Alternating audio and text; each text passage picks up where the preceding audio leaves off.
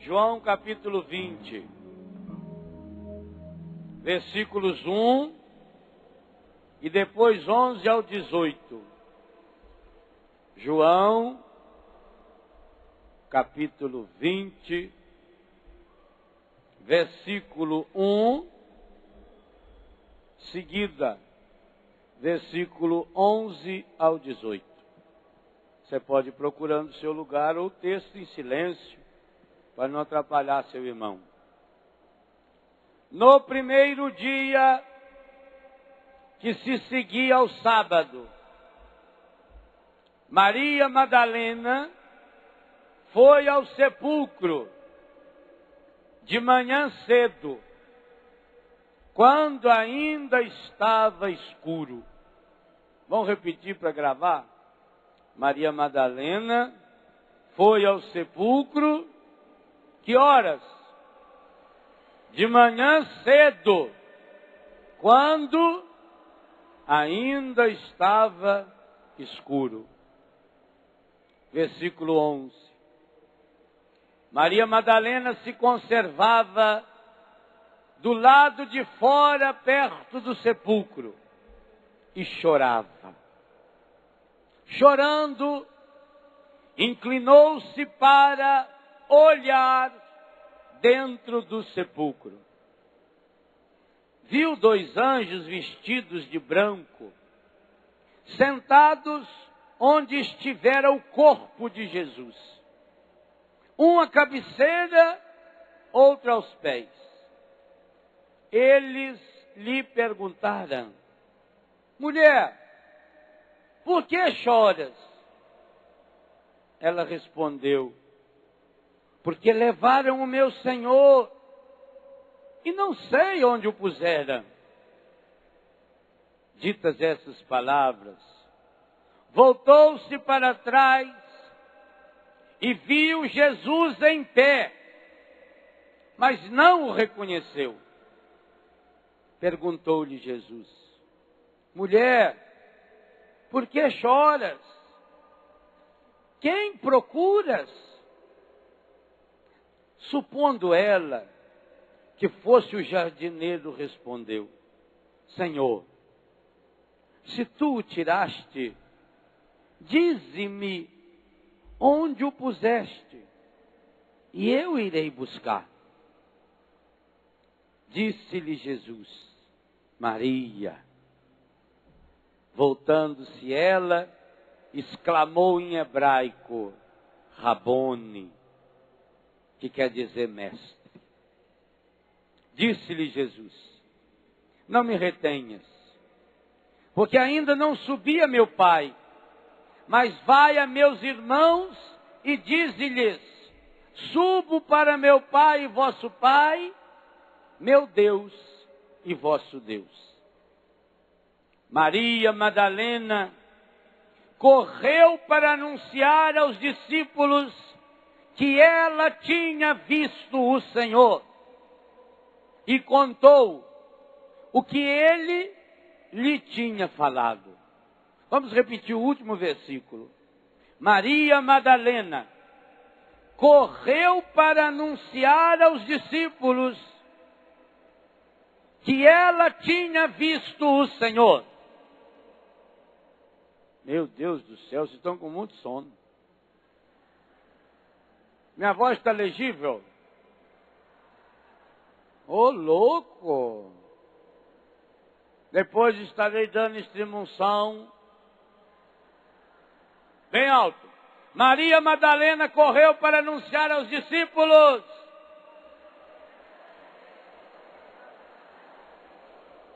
que ela tinha visto o Senhor e contou o que ele lhe tinha falado. Palavra da salvação. Melhorou. Amados e amadas de Deus, segundo a Bíblia, esse 4:30 da manhã é um dos melhores horários que existe para que a gente possa ter um encontro pessoal com Jesus Cristo vivo. E é por isso que você está aqui agora. É por isso que você veio a esse acampamento. Nós estamos rezando nesse acampamento junto com a CNBB. Pai, no início desse terceiro milênio, e nós podemos hoje rezar sem mudar a oração. Pai, no início desse ano de 2005, agora repitam comigo. Queremos ver Jesus. Caminho, verdade e vida. Dai-nos pela ação do Espírito Santo a graça de um encontro pessoal com o Cristo vivo. Essa é a oração que a CNBB compôs para que a gente rezasse. Se você observar todas as pregações que nós estamos fazendo nesse acampamento, de modo especial nesses últimos dias, permeadas pelas celebrações, as últimas 3 missas que o Padre Jonas presidiu e que profeticamente nos anunciou a palavra. Se perceber as 4 pregações que fizemos no sábado, não, que sábado é hoje, né? Na quinta e na sexta-feira, dia 30 e dia 31, você vai perceber que esse texto é um roteiro espetacular para essa primeira madrugada do primeiro dia do ano de 2005. Todos os 4 evangelistas, aqui está uma coisa espetacular. Esse é o único episódio contado pelos 4 evangelistas a respeito de Jesus ressuscitado. Somente esse fato é narrado nos 4 evangelhos. Que Jesus ressuscitado teve um encontro pessoal com Maria Madalena. Os encontros de Jesus com Madalena foram tão espetaculares que ao longo da história vem levantando hipóteses medonhas. Mas perdoem-me a sinceridade, vem levantando essas hipóteses por culpa desses cristãos católicos fajutos, que se contentam com alguns esbarrões no Senhor, que não têm coragem de comprar, quem sabe, o exemplar de uma Bíblia, nem de preço popular de R$10, mas paga 30, 40 reais numa besta em forma de livro, chamado, por exemplo, o Código da Vinci. Um livro que já vendeu 15 milhões de exemplares, dos quais 500 mil só no Brasil. E eu garanto, 99% dos que compraram foram dessa raça de católico fajuto, que tomara que você pare de fazer parte. Os encontros de Jesus com Madalena foram tão espetaculares, que um homem feito o autor desse livro, que eu não sei o nome dele, também não quero saber, e tem raiva de quem sabe, é capaz de inventar que Jesus foi amante de Maria Madalena, e tem um monte de gente divulgando isso. As grandes revistas do Brasil reservaram a metade das grandes páginas para falar sobre esse fenômeno editorial do mundo moderno, baseado nas pinturas de Michelangelo, ou nas obras de arte de Michelangelo, ou nas pinturas de Leonardo da Vinci. Vou dizer uma coisa a vocês, acredite se quiser, isso é opinião minha. Leonardo da Vinci foi um pintor espetacular, mas como ser humano foi um fracasso, que não pode e não deve ser seguido por ninguém. Porque não tinha controle nem sobre a sua própria sexualidade, quanto mais querer entender a sexualidade dos outros. E depois, como é que o Leonardo da Vinci sabia os segredos da Santa Ceia, se essa anta não estava presente naquele evento? Isso é uma imbecilidade. E pior que tem um monte de gente que se diz católico. Outro dia eu li um artigo de um padre elogiando o livro Código da Vinci e todos os outros códigos que apareceram no rastro e no lastro dessa imbecilidade. Isso aí já foi afirmado por Jean-Luc Godard. Isso aí já foi falado na Última Tentação de Cristo por Scorsese. Por quê, meus irmãos? Porque gente pequeno só pensa pequeno. Quem é impuro só pensa em impureza. A pessoa impura, que é incapaz de olhar para alguém com os olhos puros, ela é incapaz de pensar que alguém seja puro. Então, como esses homens, inclusive Leonardo da Vinci, pensavam não com o cérebro, mas com os órgãos genitais, eles acham que todos também pensam a mesma porcaria. E infelizmente, não vou pedir para levantar a mão, para você não passar vergonha. Porque muitos de vocês têm a porcaria desse livro que deu de presente de Natal ou comprou. Porque são daqueles que vão na última onda, que ficam empanturrando a cabeça com imbecilidade. Porque esses homens olham para um texto feito esse que eu acabei de ler e perguntam o seguinte: por que Jesus não apareceu para Maria Santíssima, por exemplo? E ele não apareceu ressuscitado para ela. Por que ele não apareceu 4 vezes para todos os apóstolos? Por que o episódio de Emaús só São Lucas nos conta? Por que o episódio da cura do coração de Pedro, Tiago, João, Bartolomeu e Tomé, às margens do mar da Galileia, somente o capítulo 21 de São João conta? Por que é que todos os 4 evangelistas contam, cada um com um detalhe específico, que Jesus ressuscitado se encontrou com Maria Madalena? E é claro, essas pessoas que pensam pequeno, acabam pensando o quê? Ele se encontrou com ela porque eles eram amantes. Ele se encontrou com ela porque os dois acabaram se casando, tiveram uma filha de nome Sara, que fugiu para o sul da França. Umas imbecilidades, gente. Uma afronta à nossa fé.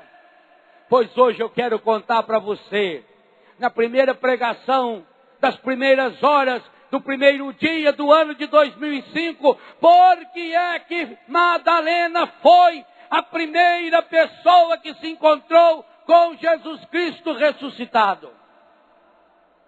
Sabem por quê? Porque foi a última a deixar o túmulo. Amor se paga com amor. Fidelidade se paga com fidelidade. Deus não se deixa vencer em generosidade. O que os evangelhos contam de Madalena faz com que o nosso coração se comova ao extremo. Madalena teve o seu primeiro encontro com Jesus, segundo a tradição, também numa madrugada. João capítulo 8. Era de madrugada quando os fariseus e doutores da lei pegaram essa mulher que era prostituta, da qual o Senhor expulsou 7 demônios. E trouxeram essa mulher de madrugada e jogaram essa coitada aos pés de Jesus para que ela fosse apedrejada. Quando Maria Madalena ouviu falar de Jesus, ela sabia que estaria indo conhecer o homem que mandaria matá-la. Ela sabia muito bem que aqueles que fossem pegos em flagrante adultério e de prostituição deveriam ser apedrejadas. Essa era a lei, essa era a norma. E ela sabia que naquela sociedade a mulher não valia absolutamente nada. Maria Madalena foi sendo arrastada ao encontro de Jesus para encontrar a morte naquele dia. Maria Madalena sabia que quando ela conhecesse Jesus, ela conheceria a sua morte. E por isso ela não ousava levantar a cabeça para ele. Aqueles homens, e vocês conhecem bem essa cena espetacular, arrastando essa mulher pelo cabelo, jogaram aos pés de Jesus. E como juízes que são capazes de grandes normas para determinar a vida alheia, olham para Jesus e dizem: essa mulher foi pega em flagrante adultério. Pela lei ela tem que ser apedrejada. Imaginem vocês que quando os fariseus e os doutores falaram essa frase, isso entrou no coração de Madalena como se fosse a primeira pedrada. E ela tinha que ficar com a cabeça erguida para receber a primeira pedrada. Mas ao invés de encontrar a morte, aquele homem não jogou pedra nela. O que aquele homem fez? Aquele homem se abaixou. Começou a rabiscar no chão. Por que Jesus se abaixou? Para ficar do tamanho dela. Para ficar mais perto dela do que deles que estava julgando. Jesus fica sempre mais próximo de quem é julgado, de quem é condenado, de quem é massacrado, de quem é humilhado. Jesus nunca está do lado daqueles que estão lá em cima, com a pedra na mão, julgando, condenando, se achando os melhores da sociedade. Por isso Jesus se abaixa. Jesus desce ao chão da história de Madalena, como nos lembra São Paulo. Ele não se apegou à sua condição divina, fez-se humano, escravo, obediente até a morte de cruz. Ele desce ao nível da Madalena.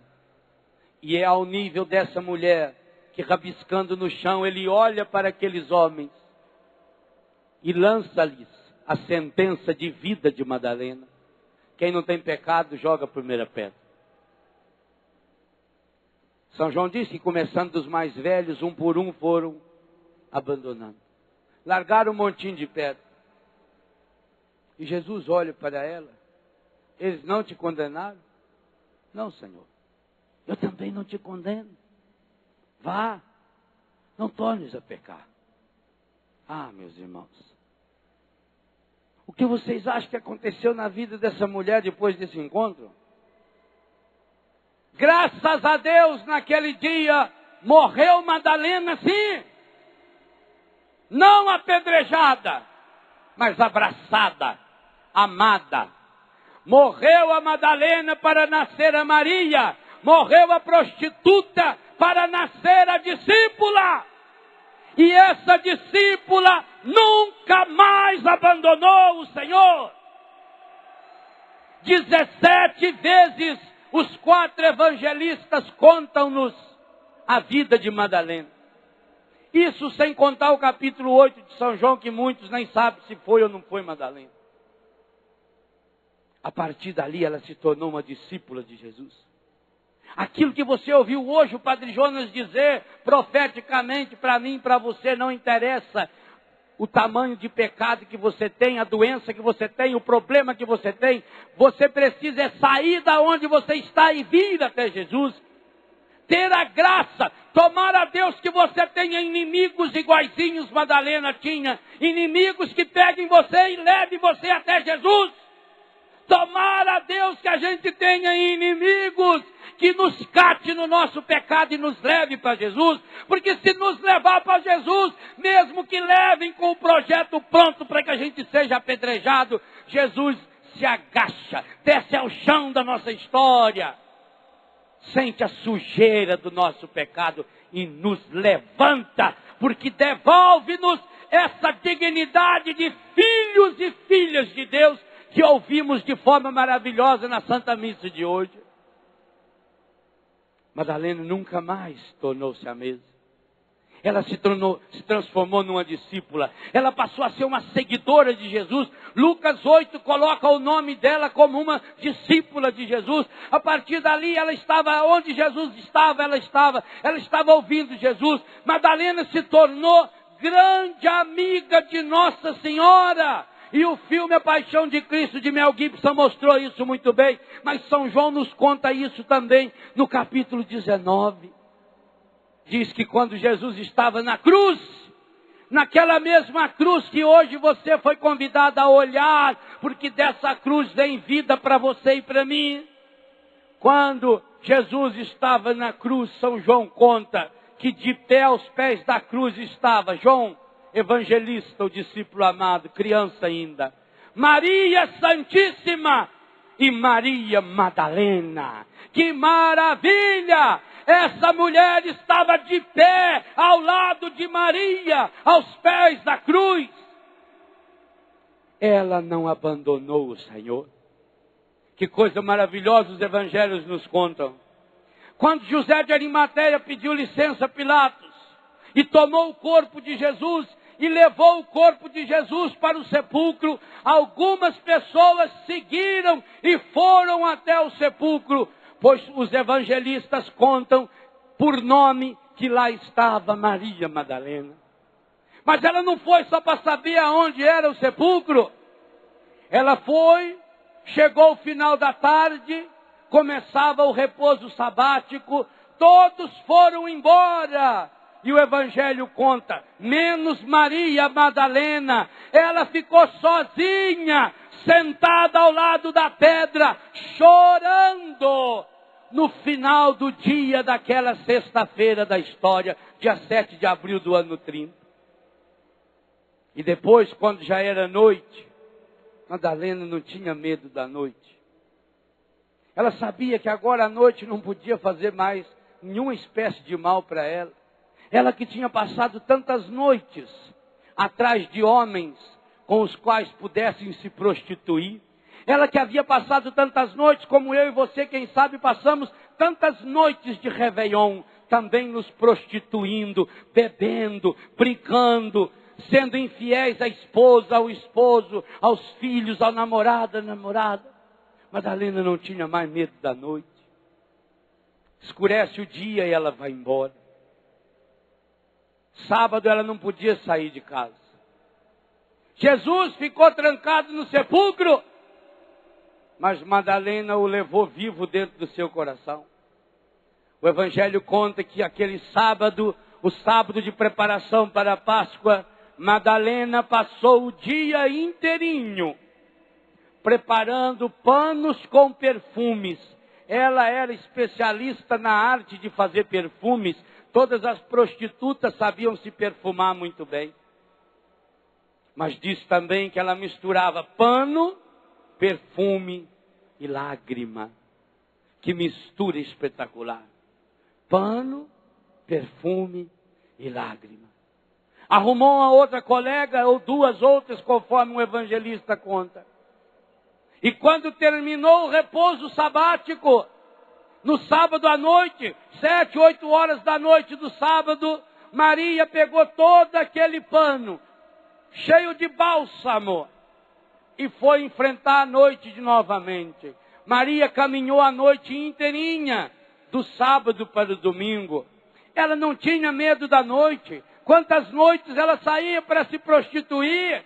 Quantas noites ela saía com perfume no bolso para encontrar um homem que pudesse usar o seu corpo? Agora ela saiu com perfume no bolso e no coração para encontrar o único homem que tinha tomado conta do seu coração, embora nunca tivesse tocado no seu corpo. Maria vai chorando para o túmulo. E é de madrugada. Quem sabe, faltavam 6 minutos para 5 horas da manhã daquele dia, como falta agora. Era escuro. Ela não tinha certeza. Ela vai no escuro da fé e da vida. Ela não sabia quem podia tirar aquela pedra. Ela sabia que ela não podia tirar a pedra. Mas quem ama não antecipa os obstáculos. Quem ama quer estar perto do amado, da amada, mesmo sabendo que tem uma pedra que separa. Quem ama sabe que o outro não morre. Em nossa vida só morre aqueles que nunca viveram em nosso coração. Quem vive em nosso coração nunca vai morrer. Por isso que Jesus não morre nunca, a partir do dia que Ele toma conta do nosso coração, pois é o Senhor da vida, o Senhor ressuscitado. E como a CNBB nos sugere, precisamos ter esse encontro pessoal com esse Cristo vivo. Madalena vai. Quando ela chega no túmulo de noite, de madrugada, 5 horas da manhã, a pedra tinha sido removida. Mas ela não volta desesperada. Ela olha e vê que tem anjo lá dentro, mas ela não se deixa impressionar nem pelos anjos, porque quem quer se encontrar com o Senhor não se contenta com nenhum substituto, mesmo que esse substituto tenha a função, a graça e o nome de um anjo. Quem quer Jesus não para em nenhum outro que não seja Jesus.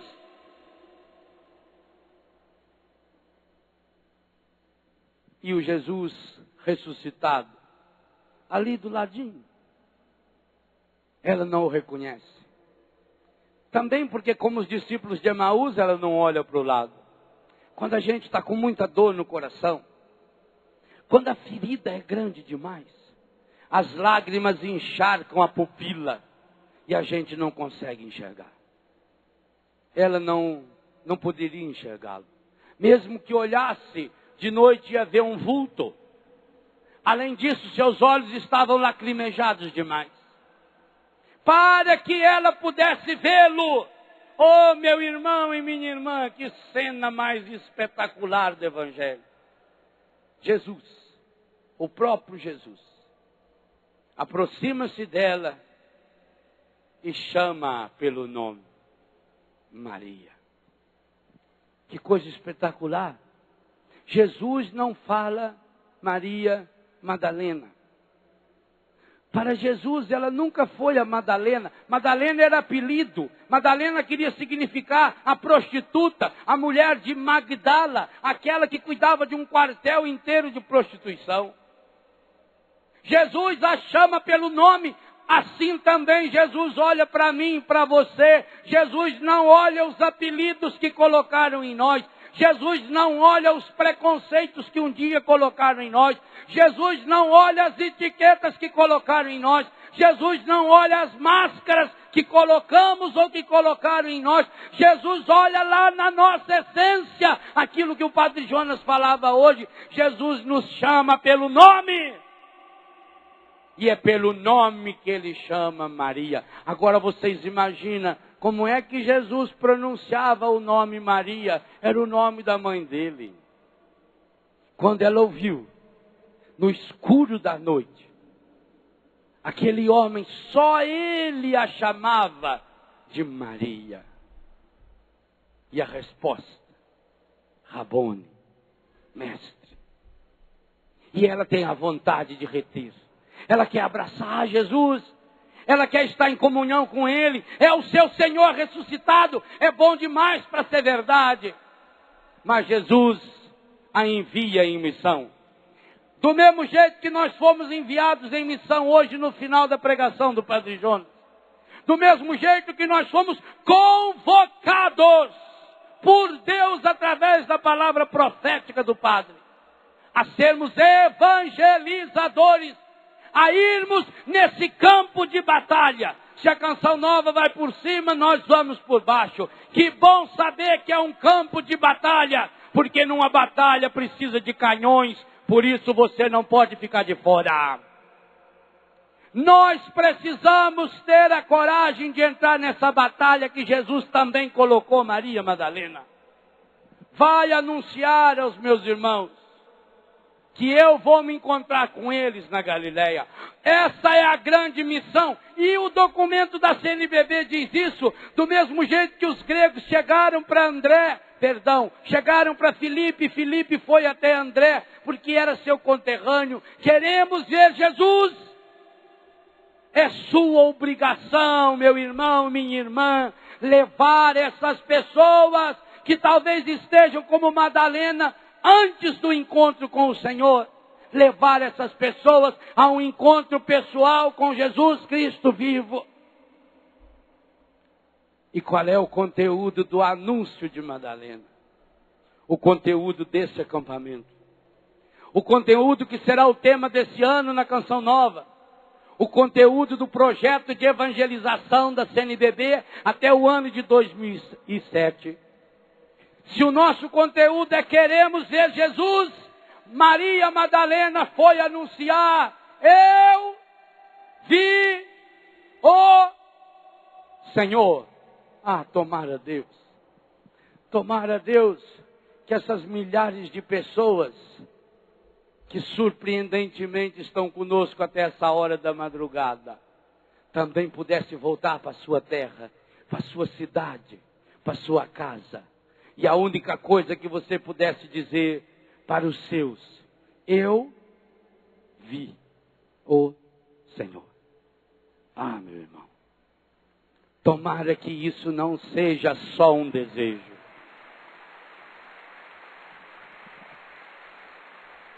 E me perdoa a sinceridade. Você só não terá condições de dizer: eu vi o Senhor, se durante esse acampamento você cerrou os ouvidos para as palavras de profecias que o Senhor dirigiu a você. Você colocou viseira nos olhos para não ver aquilo que aconteceu, quem sabe, do seu lado, os milagres que aconteceram do seu lado. Você, a exemplo de Bartimeu, não passa de um cego que não enxerga um palmo diante do seu nariz. E sabe por quê? Porque você ainda não acolheu o novo de Deus. Primeiro passo, para que você se torne a exemplo de Maria Madalena, um evangelizador, um anunciador de que verdadeiramente viu Jesus. Primeiro passo, tire as tranqueiras dos seus olhos. Renuncie a essas visões estragadas. Meus irmãos, entraram em nossos olhos através das televisões, das revistas, imagens pornográficas, imagens de violência, imagens de derrota, que se alojaram aqui no nosso cérebro e no nosso coração, e que acabaram nos transformando em pessoas sensuais demais, em pessoas mesquinhas, em pessoas tomadas pelo espírito da derrota. Lance fora essas visões estragadas que estão impedindo você de ver o Senhor. Mas é preciso também tirar as visões estragadas que estão aqui no seu coração. Através do pessimismo, através do negativismo. Quando a pessoa não consegue enxergar Jesus, ela enxerga o encardido. E o encardido, quando se mostra, ele é o atravessador. É isso que significa a palavra diabo, diabolos. É aquele que se coloca no nosso meio e nos impede de vermos Jesus. É isso que ele quer. A grande obra do encardido, seu grande desejo, porque ele não tem vontade, é atravessar-se no nosso meio e impedir-nos de ver Jesus. Então, quando ele se atravessa em nosso meio, quando ele vai encardindo os nossos olhos, ele começa também a encardir os olhos do nosso coração e vai nos transformando em pessoas pessimistas, em pessoas derrotadas, em pessoas desanimadas, em pessoas enfraquecidas. Hoje é dia de você proclamar a vitória de Deus na sua vida. E Deus tem essa pressa de Madalena, que saiu e foi correndo, feito os pastores, feito Maria até Isabel. Porque Deus tem essa pressa. Você está enxergando com os seus olhos o tamanho do projeto de Deus. Porque enquanto você não tirar essas escamas, essa sujeira, esse encardume estragado, você vai voltar a ser aquele homem velho, aquela mulher envelhecida, que só sabe fazer é reclamar da vida, que só sabe fazer é olhar para o passado, é ficar lamuriando as perdas, reclamando as derrotas. E quando isso acontece uma coisa terrível comigo, com você, com cada um de nós.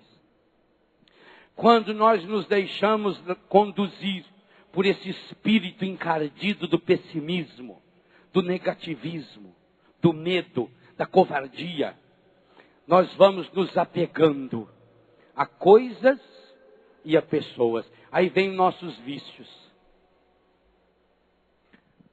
Nós passamos a ser pessoas que vivem para ter coisas. Ter. Quantas coisas você tem? E não está satisfeito com o que tem? Quando chegar em casa, no início desse ano, abre o seu armário e olha quanta roupa que você não usa. Para quê? Para que você precisa ter tanto par de sapatos, você não anda de 4? Para que você precisa ter tanta coisa? Para que essa ânsia pelo ter? Vou ensinar a você um segredo. Um segredo dito diante de sua santidade o Papa João Paulo II. Por um homem santo que morreu há uns 2 anos atrás, se não me engano. Um homem chamado Francisco. Um cardeal do Vietnã. Francisco Van Thuan. Um homem que ficou 20 e tantos anos na prisão como cardeal. Um homem que celebrava a missa na palma da mão com migalhas de pão e gota de vinho, porque não podia celebrar a Eucaristia, porque foi condenado exatamente por ser cristão. Van Thuan descobriu um amigo, um menino, que levava até ele pedaços de papel e ele escrevia pequenas mensagens de 3 ou 4 linhas. Mensagens que hoje estão publicadas em umas 30, 40 línguas no mundo. Caminhos da Esperança. Cada país traduziu com o nome, mas sempre com a palavra esperança. E uma das coisas que mais me chamou a atenção naquilo que disse Van Thuan e que repetiu isso na presença de sua santidade o Papa João Paulo II, quando pregou o retiro no Vaticano para o Papa, os cardeais e todos aqueles que ajudam na Cúria Romana. Dizia o grande Van Thuan: tudo aquilo, grave essa frase, ela pode ajudar você a ser uma pessoa feliz. Tudo aquilo em nossa vida que não puder receber a marca do eterno, imagine um carimbo escrito a palavra eterno. Imagine que você vai chegar na sua casa quando voltar e ganhou esse carimbo de presente, porque ele está mais no coração do que na mão. Nesse carimbo está escrita a palavra eterno, eternidade. E você vai tentar carimbar tudo aquilo que você tem. Dentro do seu armário, dentro da sua gaveta, o seu automóvel, as suas roupas, o seu corpo, as pessoas que você conhece, as pessoas com as quais você convive, você precisa carimbar com a palavra eterno. Porque dizia Van Thuan, tudo aquilo que não pode ser marcado com o eterno, vírgula, é completamente falsificado. Muitas das suas amizades não podem ser carimbadas com a palavra eterna, porque não são amizades em Deus, são falsificadas. São amizades baseadas no pecado. Digo mais a vocês jovens, quantos jovens maravilhosos aqui? Muitos de vocês não podem carimbar o namoro de vocês com a palavra eterno. Porque o namoro de vocês não tem nada de eterno. É mundano, é prostituído, é estragado. O corpo de você menina, o corpo de você menino é santo. O seu corpo recebeu a marca do eterno. Pelo amor de Deus, não jogue esse eterno no lixo. Você não saiu do lixo, você não saiu de um brejo. Não queira ir para o brejo, você não vai se acostumar ao brejo, porque você não saiu do brejo, você saiu do coração de Deus, é para lá que você tem que voltar. Mas para entrar no reino, talvez a única coisa que Deus vai pedir de cada um de nós, segundo Van Thuan, e ele falou isso para o Papa, se fosse uma inverdade, o Papa não teria deixado de publicar o livro depois. Segundo Van Thuan, uma das coisas que Deus vai olhar quando nós voltarmos para o céu, ou quando ele chegar aqui para instaurar o seu reino, será que nós temos o carimbo do eterno? Tudo aquilo em nossa vida que não pode receber a marca do eterno é falsificado. Aí você pensa, mas será que o meu carro pode receber a marca do eterno? E é claro que não, e você sabe que não.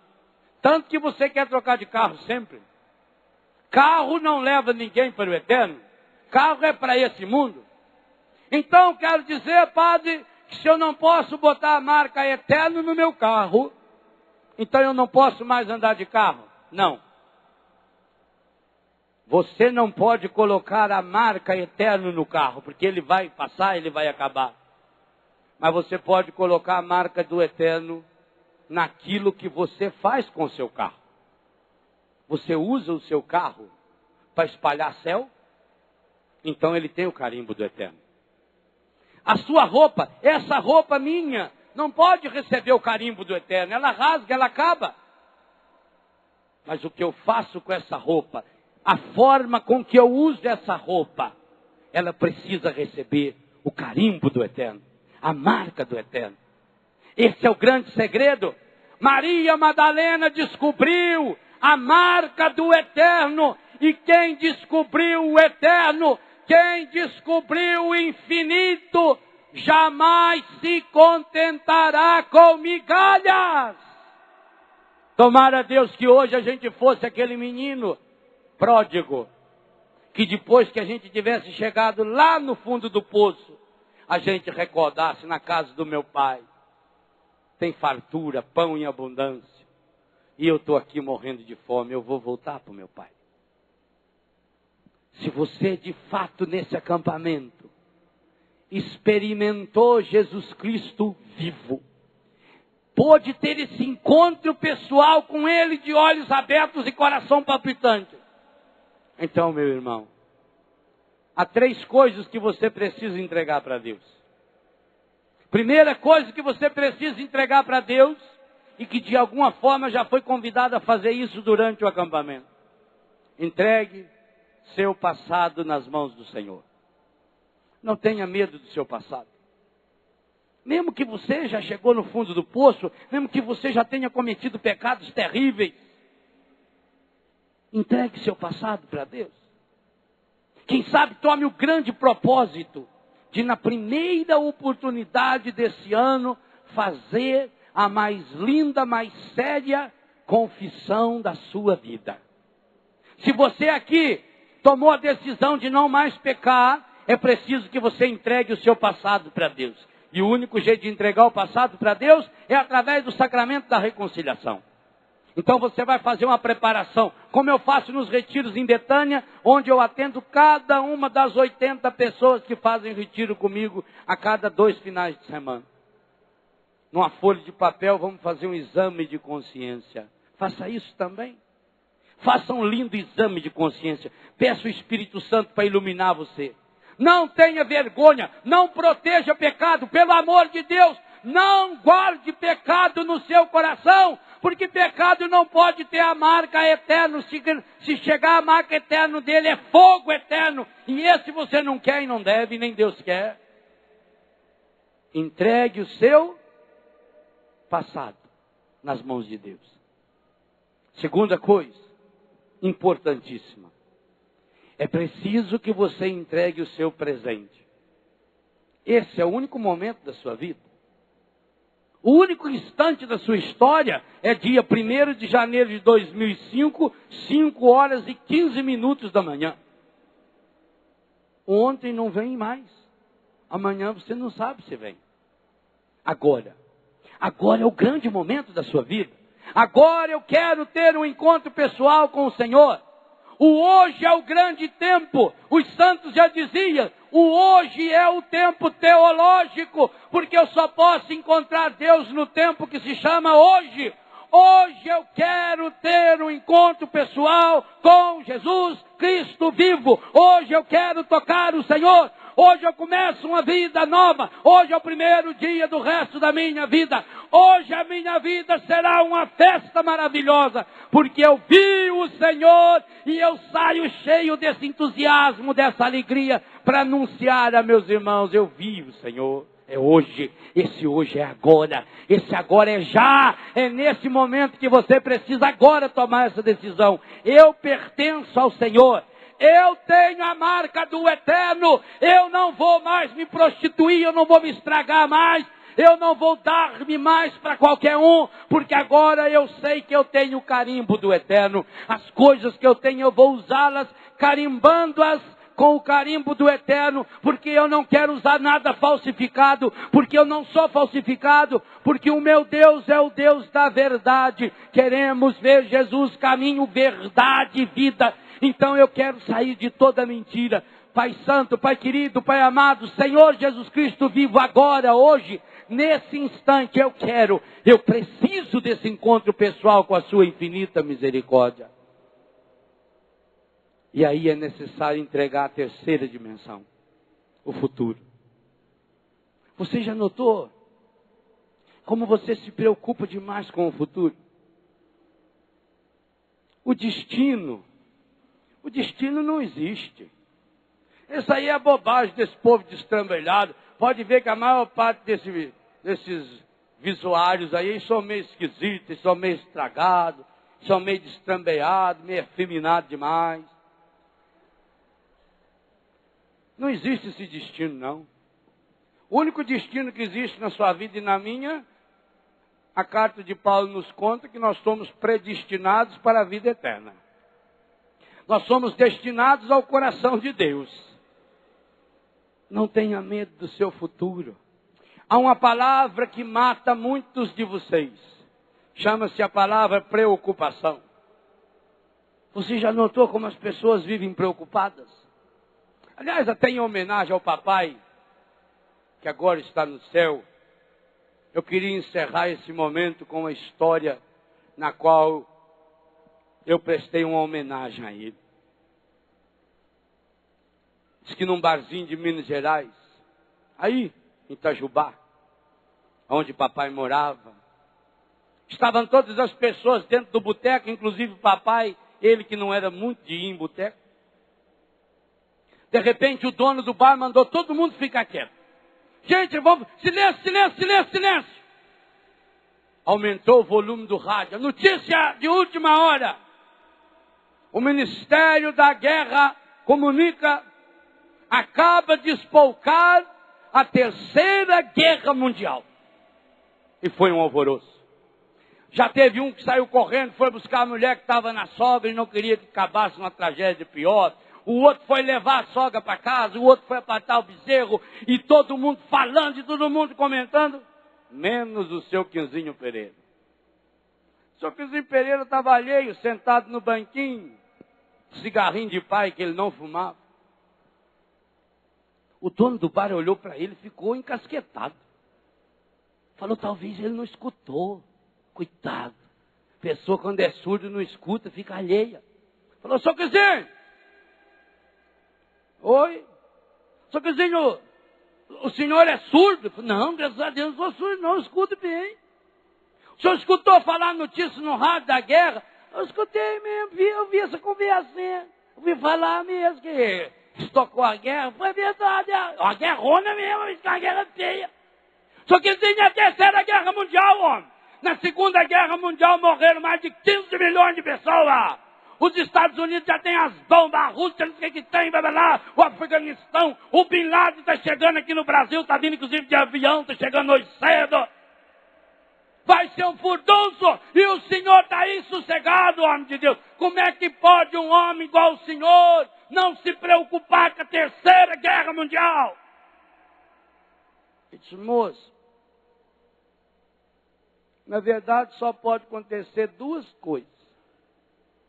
Ou a notícia é verdade, ou a notícia é mentira. Então, se a notícia for mentira, eu que não vou me preocupar. Agora, se a notícia for verdade, só pode acontecer duas coisas. Ou o Brasil entra na guerra, ou o Brasil não entra na guerra. Então, se o Brasil não entrar na guerra, eu que não vou me preocupar. Agora, se o Brasil entrar na guerra, só pode acontecer duas coisas. Ou eles chamam o exército de Minas Gerais, ou eles não chamam o exército de Minas Gerais. Então, se eles não chamar o exército de Minas Gerais, eu que não vou me preocupar. Agora, caso eles chamem o exército de Minas Gerais, só pode acontecer duas coisas. Ou eles convocam o pelotão de Itajubá, ou eles não convocam o pelotão de Itajubá. Então, se eles não convocar o pelotão de Itajubá, eu é que não vou me preocupar. Agora, se eles convocar o pelotão de Itajubá, só pode acontecer duas coisas. Ou eles chamam os da ativa, ou eles convocam também os da reserva. Então, se eles chamar só os da ativa, eu que não vou me preocupar. Agora, se eles chamar também os da reserva, só pode acontecer duas coisas. Ou convoca a classe de 1927, ou não convoca a classe de 1927. Então, se eles não convocarem a classe de 1927, eu que não vou me preocupar. Agora, caso eles convoquem a classe de 1927, só pode acontecer duas coisas. Ou eles convocam eu, ou eles não convocam eu. Então, se eles não convocar eu que não vou me preocupar. Agora, caso eles convocar eu, só pode acontecer duas coisas. Ou eu vou, ou eu não vou. Então, se eu não for, eu que não vou me preocupar. Agora, se caso eu for, só pode acontecer duas coisas. Ou eles me põem eu no combate, ou eles não me põem eu no combate. Então, se eles não me põem eu no combate, eu que não vou me preocupar. Agora, se eles me põem eu no combate, só pode acontecer duas coisas. Ou eles me põem eu mais para frente, ou eles me põem eu mais para trás. Então, se eles me põem eu mais para trás, eu que não vou me preocupar. Agora, se eles me põem eu mais para frente, só pode acontecer duas coisas. Ou eu sou ferido, ou eu não sou ferido. Então, se eu não for ferido, eu que não vou me preocupar. Agora, se eu for ferido, só pode acontecer duas coisas. Ou eu sou ferido grave, ou eu sou ferido leve. Então, se eu for ferido leve, eu que não vou me preocupar. Agora, se eu for ferido grave, só pode acontecer duas coisas. Ou eu morro, ou eu não morro. Então, se eu não morrer, eu que não vou me preocupar. E se eu morrer, não adianta nada eu ficar preocupado agora. Adianta? Não adianta. Meu irmão, minha irmã, esse Jesus que você veio ver, um dia ele olhou para mim e para você e disse: não vos preocupeis com o dia de amanhã. A cada dia basta o seu cuidado. Pare de viver nessa angústia. Pare de viver nesse sofrimento antecipado. Pare de chorar antes da hora. Porque você é amado, você é amada de Deus. A sua vida é única. Deus cuida de você. Você está nas mãos de Deus. A sua vida está nas mãos de Deus. E esse Deus que toma-o nas mãos, toma-o com um carinho incomensurável. Porque ama, ama, ama, ama. Aliás, foi proclamado hoje, nós queremos proclamar de novo. Ninguém no mundo ama você mais do que Ele. E o momento que Jesus esperou é esse. Esse é o grande momento que Jesus está ansiosamente esperando. Na madrugada do primeiro dia do ano de 2005, estando ainda escuro, o próprio Senhor entrou nesse monumental centro de evangelização, exclusivamente, unicamente para dizer para você: ninguém no mundo te ama mais do que eu. Eu estou esperando você. Eu quero ver você. Eu quero ter um encontro pessoal com você. Ninguém te ama como eu. Ninguém te ama como eu. Olhe para a cruz, esta é a minha grande prova. Ninguém te ama como eu. Ninguém te ama como eu. Ninguém te ama como eu. Olhe pra cruz, foi por ti, porque eu te amo.